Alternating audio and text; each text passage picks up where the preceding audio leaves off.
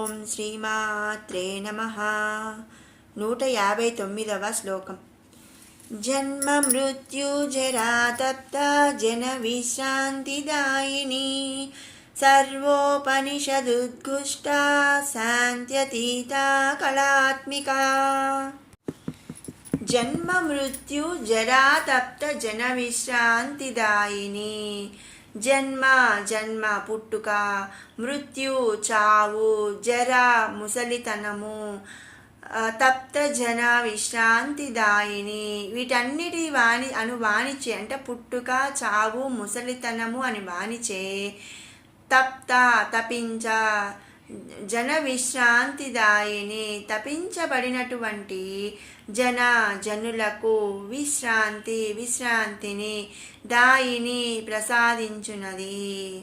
పుట్టుక, చావు, ముసలితనము అను వానిచే తపించబడినటువంటి జనులకు విశ్రాంతిని అంటే మోక్షమును ప్రసాదించునట్టిది అని ఈ నామము యొక్క అర్థం అన్నమాట.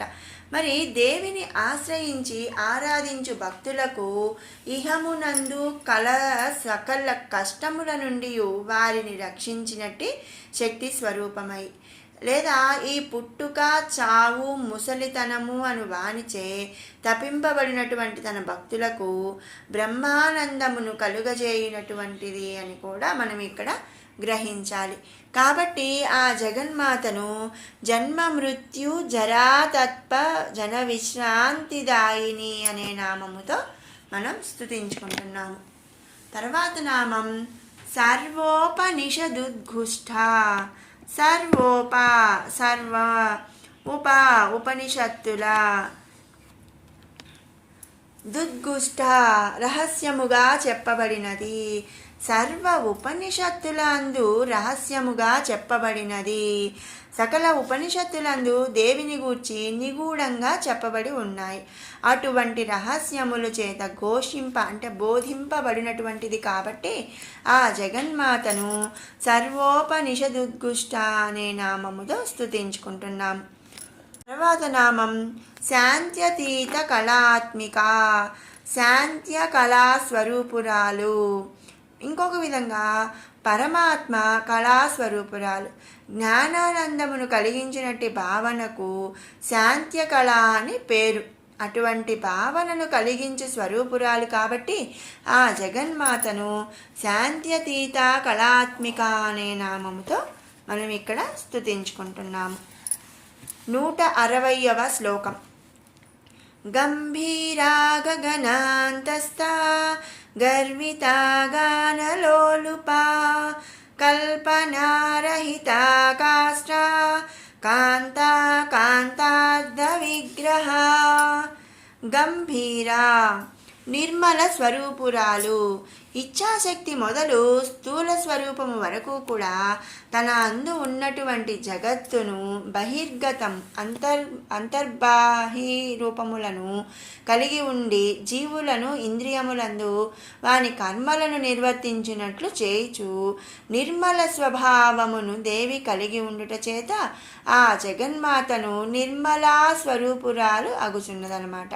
కాబట్టి నిర్మలా స్వరూపురాలు కాబట్టి గంభీర అనే నామంతో మనం స్తుతించుకుంటున్నాము.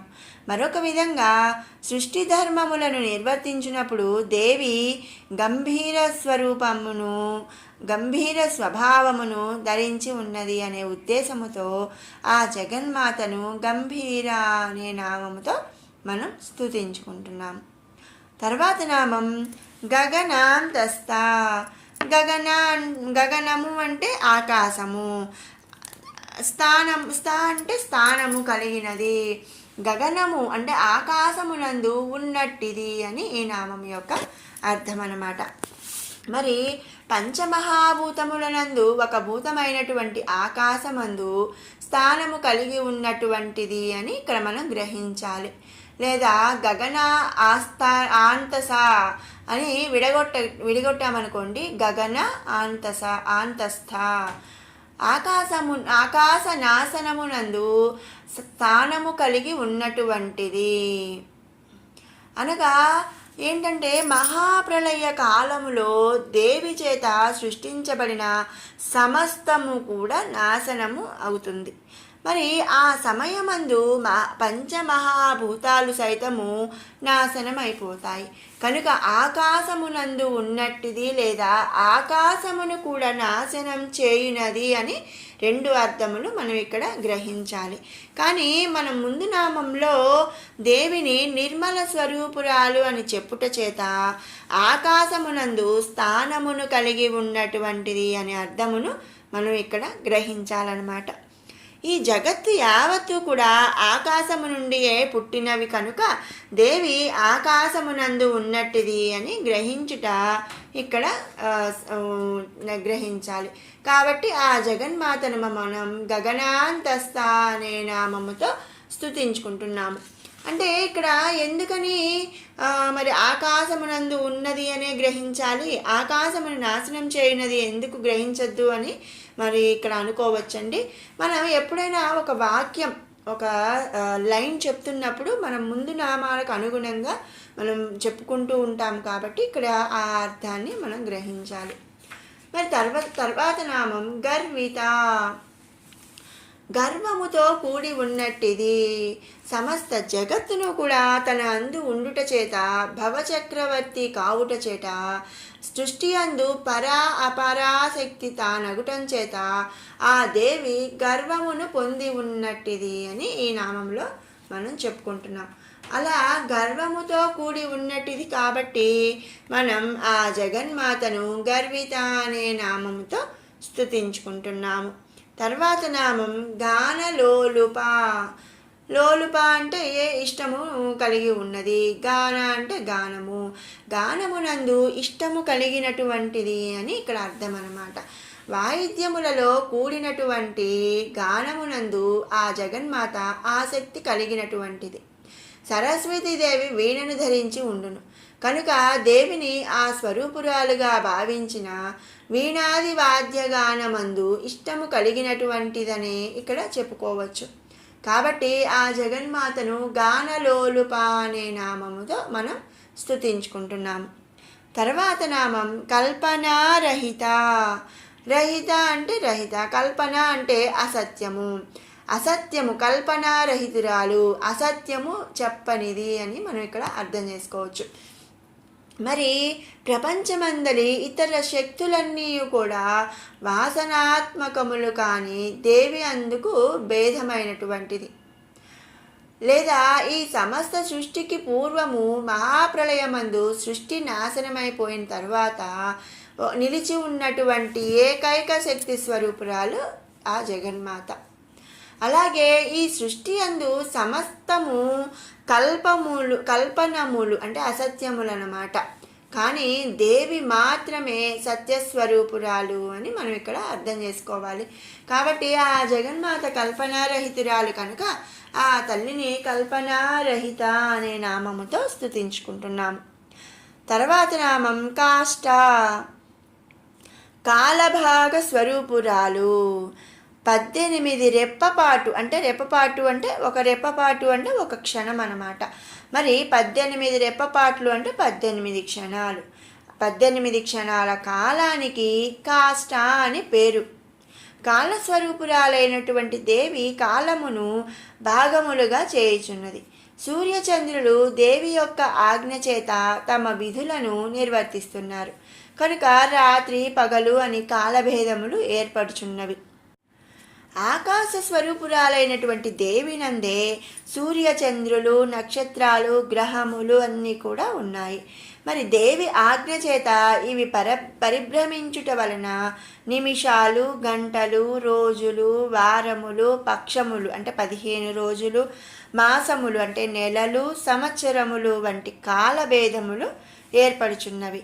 కనుక దేవిని కాలాది భాగ స్వరూపురాలు అని ఇక్కడ మనం గ్రహించాలి. ఇంకొక విధంగా శివుని యొక్క అష్టమూర్తుల యందు ఆకాశమూర్తికి భీముడని పేరు. అతని భార్య అయిన దేవి దిక్కుల యొక్క స్వరూపం ధరించి ఉన్నది. దిక్కు కాష్ట అను 2 పర్యాయ పదాలన్నమాట. అంటే సేమ్ వర్డ్స్, వేరే వేరే ఉంటుంది కానీ ఒకే అర్థం. దిక్కు అన్న కాష్ట అన్న పర్యాయ పదాలు. ఆ పర్యాయ పదాలు అవటం చేత అటువంటి స్వరూపురాలని కూడా మనం ఇక్కడ గ్రహించాలి. కాబట్టి ఆ జగన్మాత కాలభాగ స్వరూపురాలు అనే అర్థంతో ఈ నామందు కాష్ట అని స్తుతించుకుంటున్నాము. తర్వాత నామం అకాంత. అకమునకు దుఃఖ పాపము అను 2 అర్థములు ఉన్నాయి. అక అంత, దుఃఖము పాపము.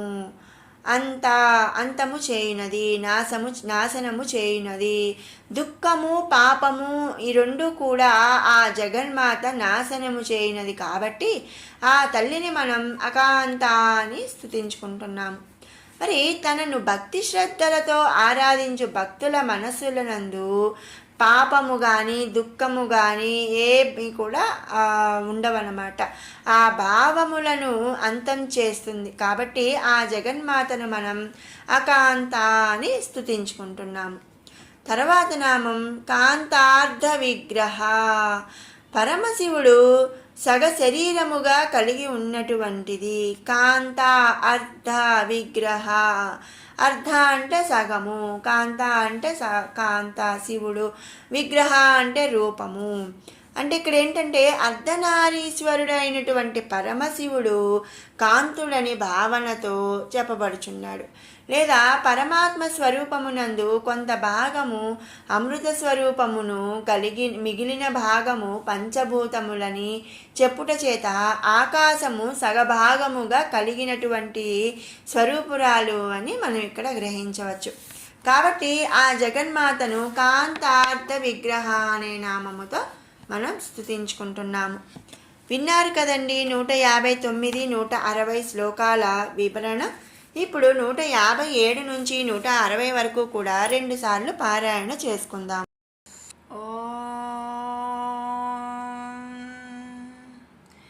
ధ్యానం అరుణాం కరుణాతరంగితాక్షీం ధృతపాశాంకుశపుష్పబాణచాపాం అణిమాధిభిరావృతాం మయూకైః అహమిత్యేవ విభావయే భవానీం. ధ్యాయేత్ పద్మాసనస్థాం వికసితవదనాం పద్మపత్రాయతాక్షీం హేమాభాం పీతవస్త్రాం కరకలితలసద్ధేమ పద్మాం వరాంగీం సర్వాలంకారయుక్తాం సకలమభయదాం భక్తనమ్రాం భవానీం శ్రీవిద్యాం శాంతమూర్తిం సకలసురనుతాం సర్వసంపత్ప్రదాత్రీం సకుంకుమవిలేపనామళికచుంబికస్తూరికాం సమందహసితేక్షణాం ససరచాపపాశాంకుశాం అశేషజనమోహినీ మరుణమాల్యభూషోజ్వలాం జపాకుసుమబాసురాం జపవిధౌ స్మరేదంబికాం. ముకుందా ముక్తినిలయా మూలవిగ్రహరూపిణీ భావజ్ఞా భవరోగగ్ని ప్రభవచక్రప్రవర్తిని ఛందస్సారా శాస్త్రసారా మంత్రసారా తలోదరీ ఉదారకీర్తిరుద్ధామా వైభవావర్ణరూపిణీ జన్మ మృత్యుజరా తప్త జన విశ్రాంతిదాయిని సర్వోపనిషదుద్ఘుష్టా శాంత్యతీతా కళాత్మికా గంభీరా గగనాంతస్థా గర్వితా గానలోలుపా కల్పనారహితా కాష్టా కాంతా కాంతార్థ విగ్రహ. మరొక మారు పారాయణ చేసుకుందాము.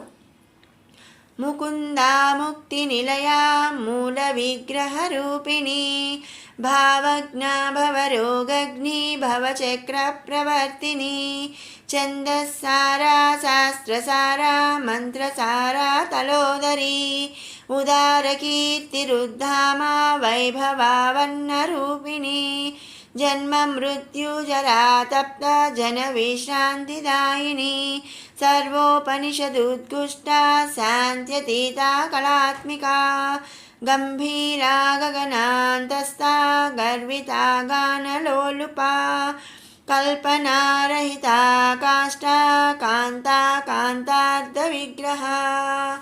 ॐ श्रीमात्रे नमः।